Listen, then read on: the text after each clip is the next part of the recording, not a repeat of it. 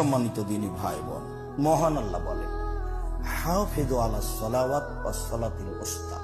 পৃথিবীর মানুষ, তোমরা 5 ওয়াক্ত সালাতকে গুরুত্ব সহকারে রক্ষা করো, বিশেষভাবে আসরের সালাত। যারা সরাসরি কোরআন হাদিস মানতে পারেনি তারা এরকম জায়গায় পিছিয়ে পড়ে গেছে। বিশেষভাবে আসরের সালাত মানে আসরের সালাতকে সময়ের সাথে সাথে পড়ার চেষ্টা করতে হবে। এটাই বেশি দামি সালাতের মধ্যে। কেন? এটা কাজের সাথে জড়িত। তখন মানুষ কাজে ব্যস্ত, তখন মানুষ আয় উপার্জনে ব্যস্ত। ফজরের টাইমে তো অত ব্যস্ত নয়, জোহরের টাইমে তো বিরতি আছে।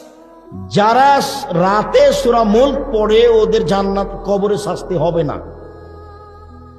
যারা রাতে সূরা মুলক পড়ে বিচারের মাঠে গিয়ে আল্লাহকে বলবে ওকে জান্নাতে দেন, তারপরে সরবো এখান থেকে, তাছাড়া যাবো না।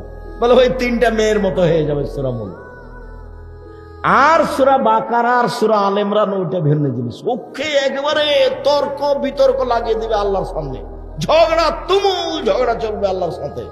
সূরা বাকারা সূরা আলে ইমরান জি না জান্নাত না, ওরা পাপী। আরে জান্নাতে যাবে তারপরে কোন, আমি সূরা বাকারা বলছি।